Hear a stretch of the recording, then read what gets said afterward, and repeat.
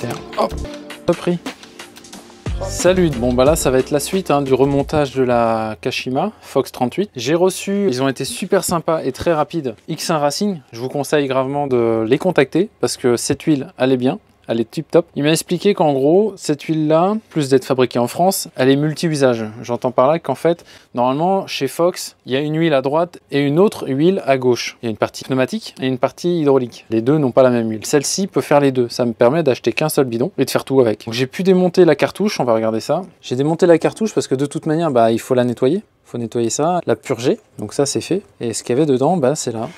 C'est cette petite chose-là. Avec les petits réglages et tout. C'est pas mal, franchement, c'est... Je crois que c'est plutôt cool. Ouais, c'est ça.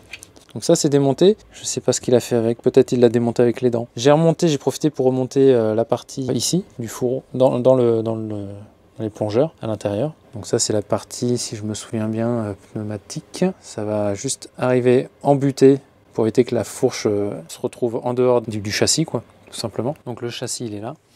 Lui, je l'ai entièrement nettoyé. L'intérieur, il est quand même assez clean. Voilà, c'est assez clean, les deux. Voilà, bah là on va se remettre au montage. Donc là on va commencer par remonter la partie tube grip 2. Donc là maintenant que c'est bien nettoyé, bien propre. Voilà, l'intérieur est nickel. On voit aussi qu'il y a un système de réglage à l'intérieur. Il faudrait que je fasse une petite photo là pendant que j'y suis. Ça je vous la mettrai comme ça, je sais pas si on va y arriver à voir. Oui, c'est ça. Ça c'était autour du ressort. Bon, je vais l'enlever tout à l'heure avec une soufflette. Mais en fait le ressort, celui-ci, il a une protection en plastique qui en fait a complètement été éclaté, je ne sais pas pourquoi ni comment, parce qu'en fait il est en morceaux ici, ouais, c'est plein de petits morceaux. Après pour ce que ça sert, je ne sais pas trop non plus. Allez, c'est parti pour le remontage.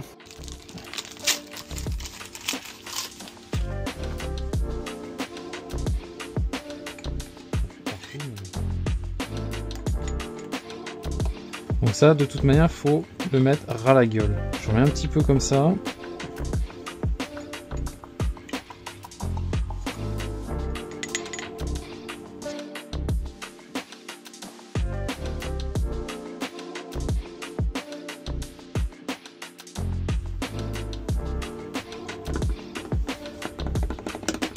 Heureusement, je l'ai bien nettoyé avant.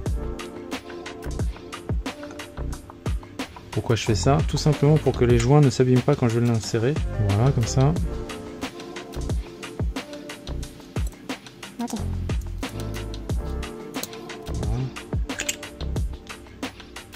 Voilà, je fais aussi le mouvement en bas pour que ça puisse se remplir et qu'il n'y ait pas d'air dedans. Ça, je vais pousser. Voilà, hop. Ça, c'est parti, on vis.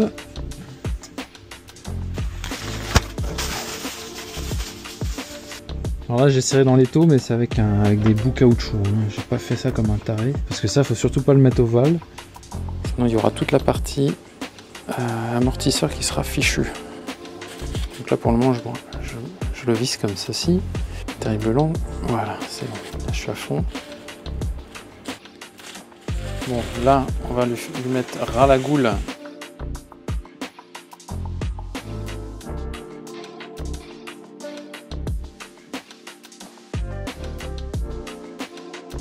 De toute façon, il faut remplir jusqu'à temps que ça dégueule. Tout clair. Oh putain, la saloperie. Oh putain, fait chier. Faut pas se mettre en face.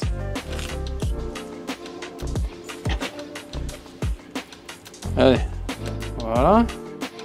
Ça c'est nickel. On va rentrer ça là-dedans. Voilà.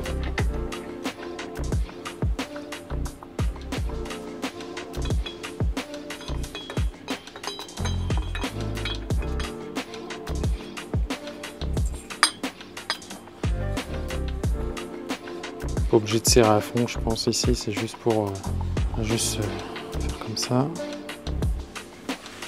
petit peu, hop.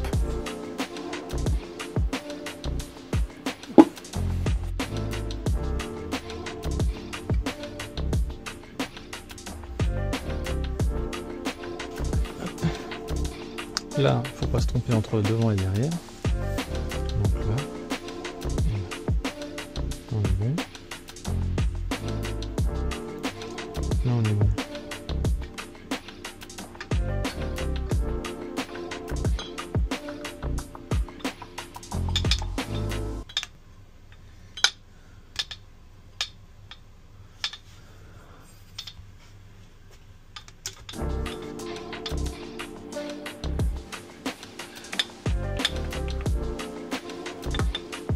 On va essayer pas un par un. Voilà, en voilà un.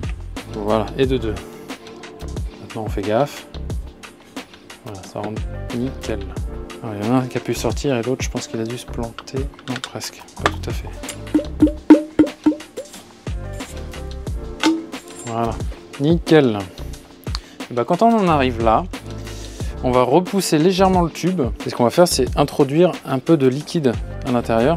Il y a deux quantités à respecter, c'est pas énorme. Côté plongeur hydraulique, donc là où il y a marqué grip 2, ici vous mettez 30 cc, donc 30 cc, hein, 30 centilitres. Et là c'est 15, tout simplement, dans la partie pneumatique.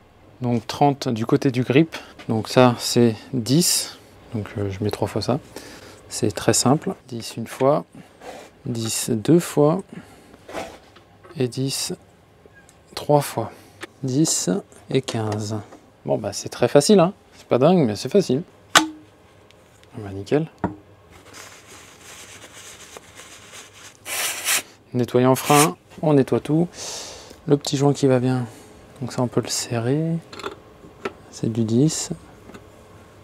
Et c'est comme tout, il n'y a pas besoin de serrer fort. Là c'est serré, pas besoin de plus. L'autre côté, petit coup de nettoyage aussi. Le joint c'est bon apparemment. Ça va être du 15. Yes, c'est du 15. C'est pareil, une fois serré, pas besoin de serrer comme un bœuf. Hop. Quand on arrive en butée, on s'arrête.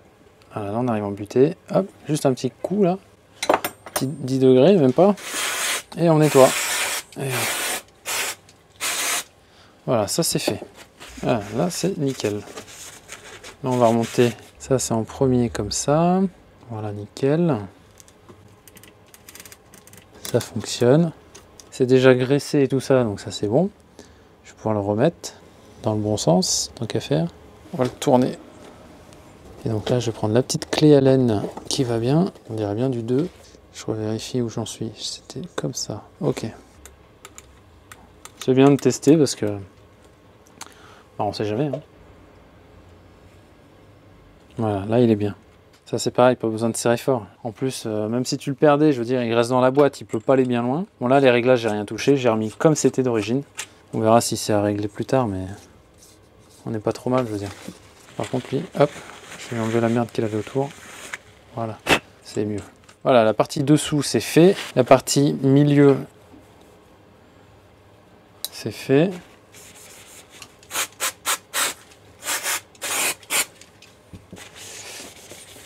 Voilà, voilà. Voilà, ça fait une petite fourche sympathique, comme neuve. On remonte la partie pneumatique que j'avais nettoyée déjà. On va lui remettre un petit coup quand même.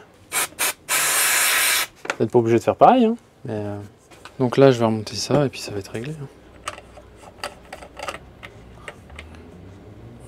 Voilà, là c'est serré. En fait, je serre à la main et il suffit de faire un tout petit coup en plus supplémentaire à la clé. Bon, allez hop. Donc voilà, la Fox 38 est remontée. C'était pas compliqué du tout, hein. Avec les outils, on peut tout faire. Il me restera juste à régler aux petits oignons l'air comprimé en fonction de mon poids et de mon style de rider. Donc on verra bien comment ça se passe. Peut-être je ferai l'arrière aussi. Il est d'occasion, donc je vais peut-être le réviser aussi. Changer l'huile au moins, c'est un minimum je pense, pour passer au X1 Racing aussi. Je vais voir déjà ce que ça donne dans la suspension avant et puis je pense que ouais, je vais me chauffer pour le faire. Une fois que c'est remonté, on voit presque plus rien, c'est nickel. Par contre, il y a ce côté-là, on voit un petit peu qu'il a été démonté autrefois. Donc voilà, là j'ai pu augmenter la longueur de mon pivot. Je suis passé en Kashima, du coup en factory, avec les nouveaux stickers. Et bah voilà, ça fait une petite fourche sympathique. En 180 mm, 38 mm ici de diamètre. Puis voilà, elle est super légère, incroyable. Donc voilà, merci d'avoir vu cette vidéo. Il y en aura d'autres, puisque ça concerne toujours la reboot, la trottinette. Voilà, ça va être monté là-dessus. J'ai commandé là cette petite housse.